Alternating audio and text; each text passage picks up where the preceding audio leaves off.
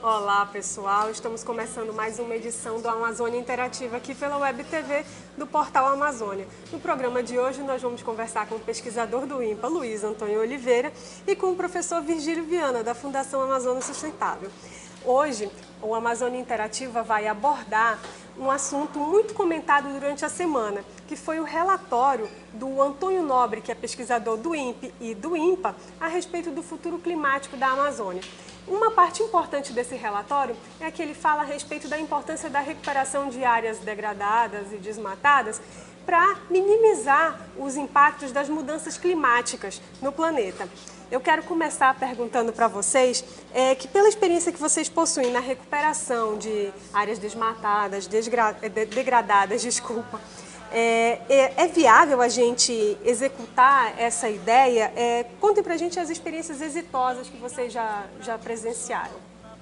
Bom, eu estou coordenando a rede CT Petro junto com a Petrobras há mais de 11 anos. E lá eles tiram a camada superficial do solo, então a degradação é muito localizada, apenas clareiras na floresta para exploração de petróleo e gás.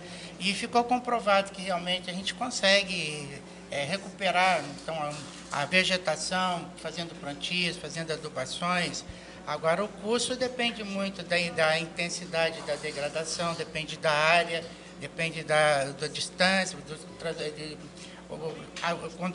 o local, se ficar muito distante, tem um certo investimento logístico que pode encarecer. Mas é possível sim, a própria natureza ela já faz isso daí. Então, quando a gente tem as capoeiras, a própria natureza já tem esse papel aqui na Amazônia. Cerca de 70% dos solos do planeta, eles eram florestas que hoje são cultivados com monocultivos. E a gente, quando fala em mudança climática e recuperação de área degradada, a gente tem que falar um pouco mais em revegetação, em colocar a floresta outra vez, espécies de importância econômica, não só aqui na floresta da Amazônia, mas no mundo inteiro, na África, na Europa, porque se nós conseguirmos resgatar as florestas que estavam anteriormente em várias áreas do planeta, nós vamos ter, então, talvez um clima mais equilibrado. Tá certo, Virgílio.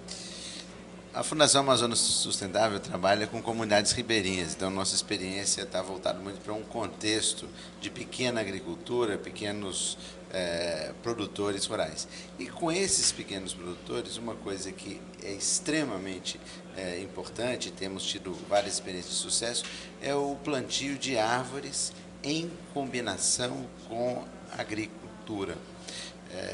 Isso pode ser aqui no nosso caso a produção de farinha, macaxeira e mandioca, consorciada com cupuaçu, consorciada com açaí, com cacau, que são espécies nativas, são espécies que dão renda e que ajudam a proteger o solo e criar uma característica muito importante nesse momento de mudanças climáticas que vivemos, que é o conceito da resiliência. É a capacidade de uma determinada unidade de uso da terra resistir a uma seca prolongada, ou uma inundação de grande duração e de grande intensidade, sem perder a capacidade de voltar ao seu estado original. Então, esses sistemas de consórcio de árvores com espécies agrícolas, eles aumentam a resiliência desses sistemas de produção. E representam também uma forma de sequestrar o carbono, que é hoje o grande vilão das mudanças climáticas. O gás carbônico que vai para a atmosfera, que faz como se fosse um cobertor sobre a Terra e que gera o aquecimento. E isso é extremamente preocupante. O relatório do Antônio Nobre, que foi publicado há poucos meses atrás e foi disseminado agora na semana passada aqui, ele traz essa preocupação quanto ao futuro da Amazônia e ao futuro do Brasil. Se nós não estancarmos o desmatamento da forma mais rápida possível. E se não iniciarmos a recuperação de áreas degradadas ou a restauração dessas áreas com a maior urgência, a maior rapidez possível, nós podemos ter consequências muito ruins para o nosso futuro. Tanto o futuro de quem vive na Amazônia, quanto o futuro de quem vive em outras partes do Brasil e do planeta. O envolvimento dos ribeirinhos, da população, das comunidades é extremamente importante. Nós temos 15% da Amazônia já desmatado e se nós colocarmos sistemas agroflorestais, como o INPA até foi pioneiro nesse tipo de pesquisa, você consegue envolver o próprio homem na restauração, na recuperação ambiental e gerando também produtos, gerando renda para ele. Então, sistemas agroflorestais, quanto mais enriquecido, mais então próximo da floresta, você tem menos praga, doenças, né? Então, melhor cobertura do solo e você então também gera emprego para essa população.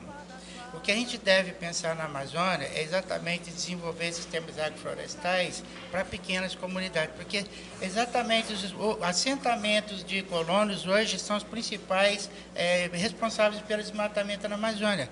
A mineração, a exploração de petróleo, gás, por exemplo, natural e minérios, ela é responsável por cerca de 5% do desmatamento na Amazônia. Historicamente, a agricultura e pecuária que são responsáveis por 95%. E outra coisa, a legislação obriga as mineradoras, ou então, no caso de exploração de gás e petróleo, um dia lá na frente, devolver a área para a União do jeito que ela pegou. E é possível então, fazer a lei obriga eles a fazer isso daí.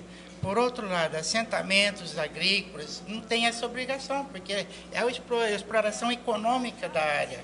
Enquanto que na mineração e gás e petróleo, tem que ser feita a restauração ambiental. E é obrigado por lei. É justamente uma das coisas que a gente estava conversando aqui antes do programa, conversar a diferença, né? Entre restauração e recuperação. O envolvimento das comunidades, treinamento, etc., a diversificação da produção. Então, se você, a monocultivo, às vezes o indivíduo, ele tem só um produto para comercializar, vamos supor, só o cupuaçu.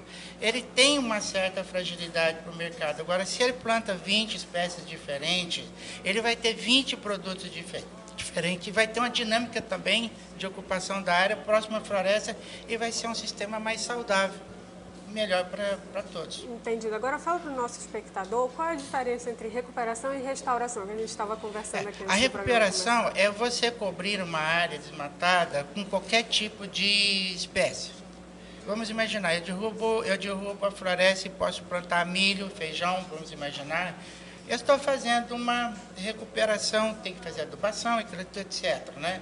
Mas tem certas culturas, como a soja, ela tem que ter 12% de umidade, e aqui a Amazônia tem uma umidade muito alta, nem é recomendável a soja.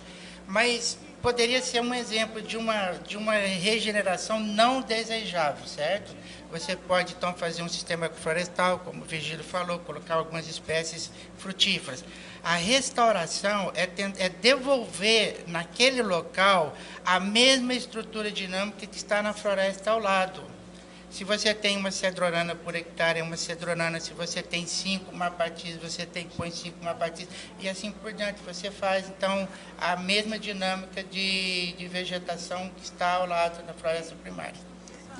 Isso de uma forma bem simples. Restaurar é como se a gente pegasse uma obra de arte de um grande pintor e voltasse à tonalidade de cores tal como era. É a restauração.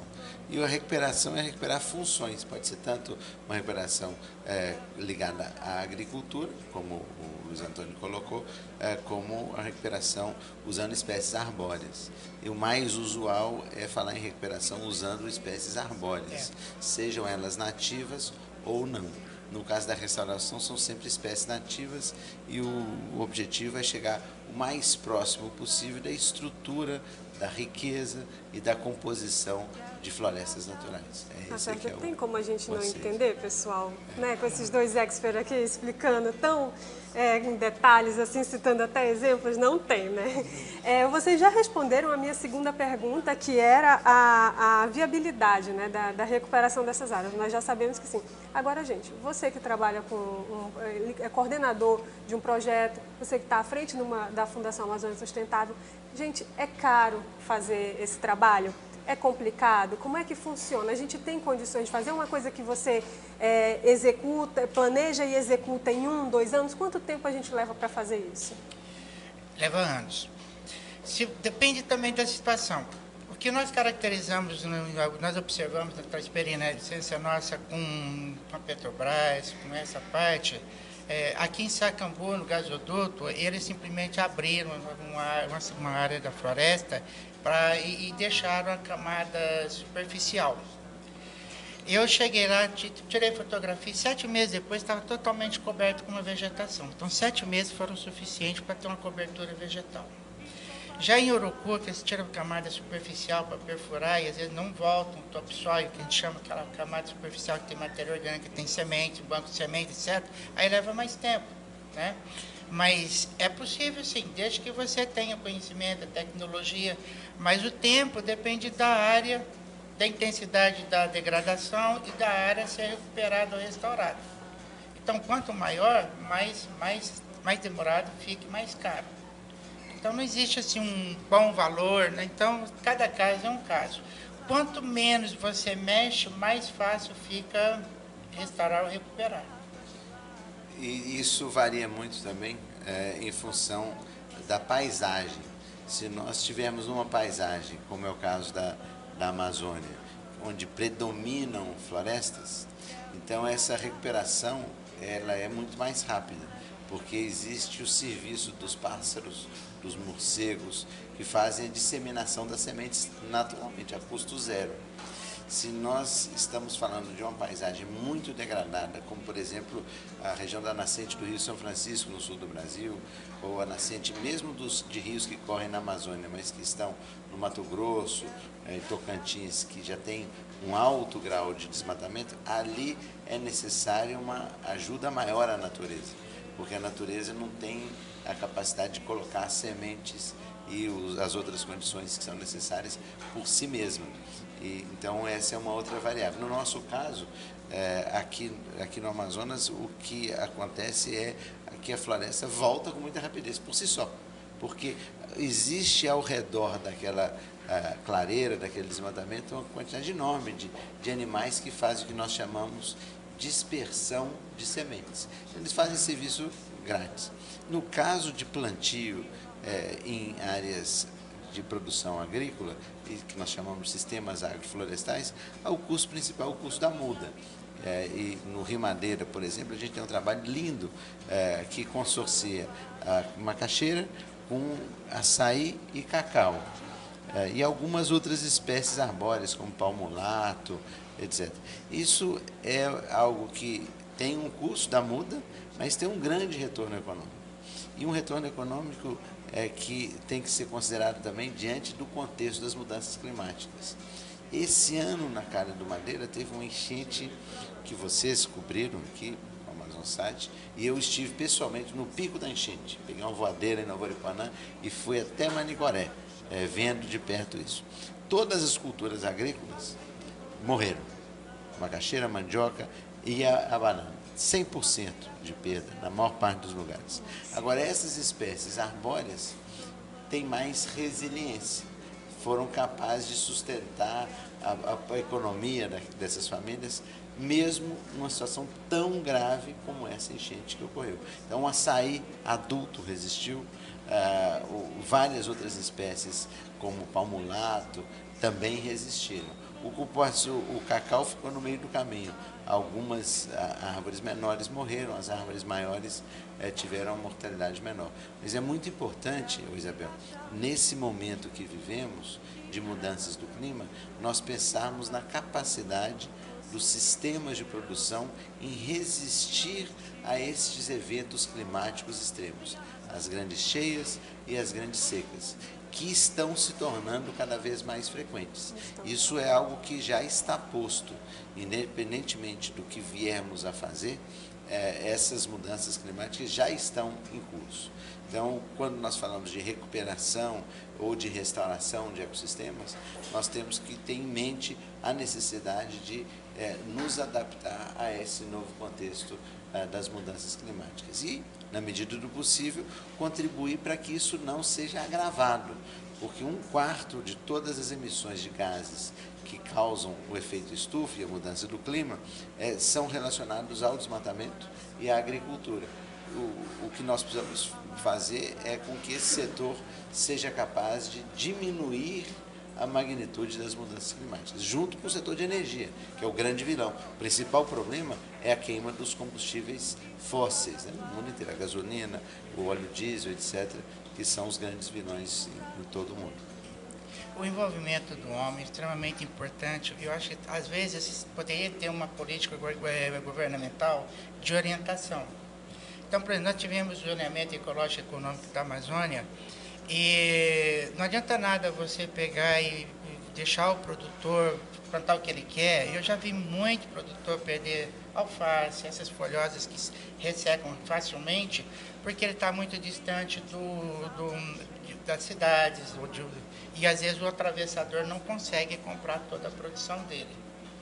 Então, quanto mais distante das cidades, etc., do centro consumidor, ele tem que pensar em espécies que conseguem se manter saudáveis por mais tempo, né, para não perder. A farinha, por exemplo, ela é talvez o alimento mais tradicional aqui da região, mas um trabalho feito por um outro projeto meu com os alemães, em 1990 e pouco, foi comprovado que aqui dá menos retorno econômico para o produtor a farinha. É mesmo? É a que dá menos retorno econômico. É muito esforço, você tem que plantar a mandioca, você tem que cultivar, então depois você tem que tirar a raiz, você tem que preparar a farinha, né? E o preço final para ele é muito baixo. Você paga, sei lá, chegou a 13, 15 reais, mas ele vende talvez por 2, 3 reais. Então, por exemplo, pepino, pimentão, essas espécies, pelo outro lado, traz um retorno muito maior. Mas ele tem que ter essa orientação. E se ele mora muito distante, ele tem toda aquela dificuldade de transporte, pode não ser vantajoso. Entendido. Gente, agora os efeitos são sentidos rapidamente? Eu me refiro à dimensão humana, ambiental, a social. Eu sei que a FAES tem um projeto, se eu não me engano, é a Universidade Ambiental, né, nessas comunidades. Fala mais pra gente, Virgílio. Um dos grandes desafios para que a gente introduza novas tecnologias é uma educação capaz de formar pessoas locais que detêm esse conhecimento. E uma das experiências exitosas que a Fundação vem desenvolvendo, em parceria com várias outras instituições, em especial o CETAM, que é um órgão do governo do Estado, é o primeiro curso de produção sustentável dado na Amazônia, voltado exclusivamente para comunidades ribeirinhas, com duração de 1000 horas, com diploma credenciado e reconhecido pelo MEC. Nós vamos ter a formatura da primeira turma no final desse mês de novembro, e é um curso onde os jovens ribeirinhos estão aprendendo a usar sistemas agroflorestais, que é essa combinação de agricultura com árvores, estão aprendendo a fazer o manejo da floresta, para a produção da madeira e dos outros produtos não madeireiros, como a andiroba, como a borracha, que são comuns nessa região do Juruá, onde isso está sendo desenvolvido, assim como o manejo dos recursos pesqueiros. Uma coisa muito importante, Isabel, é que muitas vezes nós vemos um uso da terra que não é apropriado e vemos que instituições como o INPA têm um grande acervo de tecnologias já desenvolvidas, mas essas tecnologias têm dificuldade de chegarem ao produtor. Então, uma das coisas que eu cada vez mais acredito é no papel da educação voltada para as potencialidades locais. Acabo de chegar, inclusive com os colegas seus aqui da Amazônia nos acompanhando, de uma jornada de acompanhamento do manejo do pirarucu no Solimões. Tivemos tanto em Mamirauá quanto no Amanã. E é emocionante ver que essas populações se apropriaram, internalizaram uma tecnologia de manejo que tem base científica, nesse caso a base foi desenvolvida pelo Instituto Mamirauá, e tem um conhecimento profundo que junta tanto o saber tradicional quanto essa base científica. E estão ganhando dinheiro. E, mais importante, os estoques pesqueiros estão aumentando, o que é um indicador de sustentabilidade. Eles estão contando os estoques de pirarucu, porque é possível contar o número de peixes, anualmente, e os números são chocantes. Um dos lagos que nós tivemos tinha, no início desse trabalho, há cerca de 10 anos atrás, 13 peixes. Esse ano tinha mais de 600 pirarucus, e a cota foi de 150.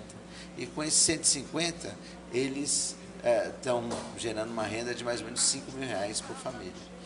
Isso é uma recuperação, é uma restauração, em alguma forma, da composição do lago. Então, quando a gente fala de recuperar áreas degradadas, no caso da Amazônia, nós temos que olhar não apenas para os ecossistemas terrestres, mas também para os ecossistemas aquáticos. E a recuperação dos estoques pesqueiros é algo de grande importância, porque em muitos casos os peixes também disseminam as sementes. O peixe come o fruto, como é o caso do tambaqui, por exemplo.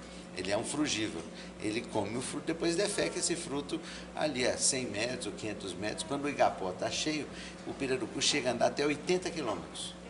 Então, o pirarucu não é um frugívoro, mas muitas espécies são frugívoras e fazem esse papel de disseminar a semente. Portanto, cuidar da natureza é algo que requer esse olhar humano que você colocou na sua pergunta, e na nossa experiência, esse olhar humano ele tem que trazer educação profissionalizante, educação relevante, para que essas populações possam cada vez mais juntar o saber milenar, o saber riquíssimo dos indígenas, dos caboclos, com a mais avançada ciência disponível hoje. Aproveitando essa colocação do Virgílio com relação ao pirarucu, o INPA já tem uma tecnologia de pegar o couro do peixe e fazer bolsas, cintos. Eu acho que essa tecnologia poderia ser levada para essas comunidades e a gente ter um valor agregado. Você tem a carne, em vez de ter só a carne, você tem a carne e o couro, né? E uma coisa que as pessoas não sabem é que o fígado, ele tem altos teores de vitamina A e vitamina K. Olha. O Brasil importa vitamina K e uma boa parte da população da Amazônia, ela tem deficiência de vitamina A e o fígado é rico. Então, orientação, né, para poder consumir mais essa parte do peixe. E não sei, talvez até, no caso aí de produção em larga escala, se você tem um criador de pirarucu, você pode muito bem tentar ver se a viabilidade econômica de extrair vitaminas aí, talvez pelo menos a K, e poder, né, capsular Luiz, e ter uma valor agregado. Para interagir aqui com você nesse assunto, há 3 dias atrás nós estávamos no meio do mato, em Maraã. Dormimos, enfim, no meio da floresta no dia anterior em Fonte Boa e depois em Maraã. E lá eu comi, pela primeira vez, fígado de pirarucu e a tripa do pirarucu. Assado na brasa ali, espetado num pau ali que o pessoal fez, nem espeto de ferro era. E é uma delícia. Então, recomendo aos telespectadores seus aí que procurem, na medida do possível, o do pirarucu de manejo, comer o fígado. Sabe o que acontece? Hoje ele é jogado fora. Pirarucu de manejo só, gente. Não pode pescar pirarucu. Pirarucu é protegido por lei. Mas é possível. A resposta é que muitas dessas coisas que estamos falando aqui, elas são execuíveis, são fáceis de serem feitas. Nós temos as soluções. O que nós precisamos é criar um ambiente que estimule a isso, né? Que estimule a tecnologia desenvolvida pelas instituições de pesquisa a chegar na sala de aula. E aí eu dei o exemplo desse curso técnico, mas o ensino regular, o ensino fundamental 1 e 2 e o ensino médio deveriam na Amazônia incorporar essas temáticas. Gente, como vocês estão vendo, o papo está muito bom, mas infelizmente o nosso programa está quase no finalzinho. Eu quero pedir que os nossos convidados façam as considerações finais. Luiz, por favor, fala para a gente nessas considerações finais mais a respeito do projeto que você desenvolve lá em Urucu, né? É uma experiência muito grande, boa, que nós tivemos como empresa do porte da Petrobras. Então, eu acho que é extremamente importante que a academia trabalhe cada vez mais com as empresas, e isso daí facilita muito a transferência de tecnologia, facilita também o aprendizado e o aproveitamento do conhecimento. Mas a gente também não pode ficar só com a empresa. Então, estão pegando aqui a parte social. Nós temos que realmente educar a população que a nossa biodiversidade tem um valor fantástico. Você tem o patauá, o pessoal está derrubando patauás aí, ela tem um óleo muito semelhante ao azeite de oliva, que a gente importa. Então, nós poderíamos ter um produto nacional, regional, e substituindo uma importação do azeite de oliva. Então, só para citar um exemplo de um potencial que a gente não aproveita. Babaçu, perto de Barreirinha, nós temos uma média de 340 árvores produzindo frutos por hectare. E 100% dos frutos caem e apodrecem.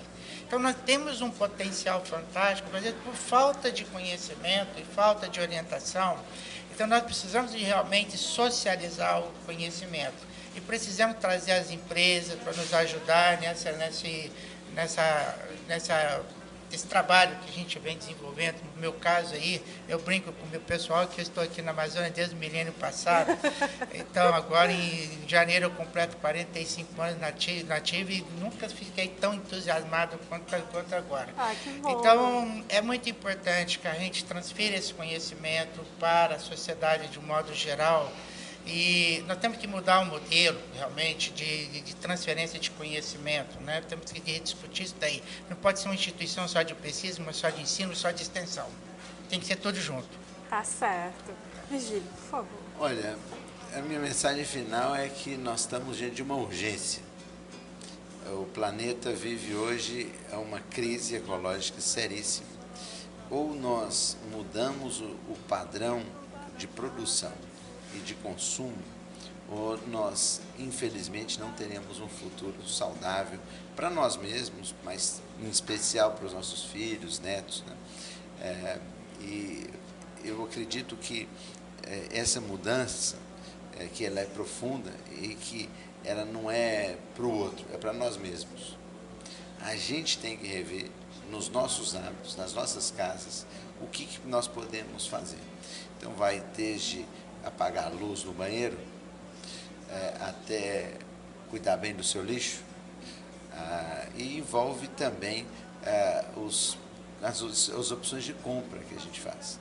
É possível você influenciar tudo isso que está acontecendo, exercendo o seu papel de cidadão. Ao você comprar um pirarucu de manejo e não um pirarucu ilegal, você está criando um incentivo econômico para o manejo do pirarucu. Ao você comprar uma madeira para o telhado da sua casa, que seja oriunda de manejo e não uma madeira ilegal, você também está contribuindo. Então é importante que cada pessoa, cada cidadão, veja de que maneira, ao seu alcance, ele pode ou ela pode contribuir para isso. E no caso de recuperação de florestas, as pessoas que moram no interior e estão ligadas com isso, vale a pena ter floresta. A floresta, ela presta serviços importantes para todos nós. Então, quanto mais nós tivermos os igarapés protegidos, melhor para todos. Tá certo. Pessoal, muito obrigada pela presença de vocês. Foi um papo muito legal, muito gostoso. Eu adorei. Eu espero que a gente possa repetir esse encontro.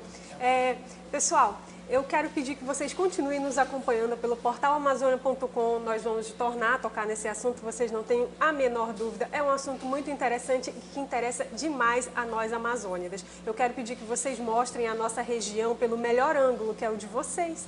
Fotografem a Amazônia, fotografem a cidade de vocês, pontos turísticos, publiquem nas redes sociais com a hashtag #MinhaAmazônia ou mande para o nosso e-mail, minhaamazônia@portalamazônia.com. E é isso. Nós também queremos saber o que você quer saber sobre a Amazônia. Mande a sua sugestão de pauta também. Você pode colocar no Facebook, no Twitter ou no Instagram. É só procurar, nós estamos lá, Portal Amazônia, tudo junto. Ou mande para o e-mail, jornalismo@portalamazônia.com. Agora sim, é isso. Até semana que vem.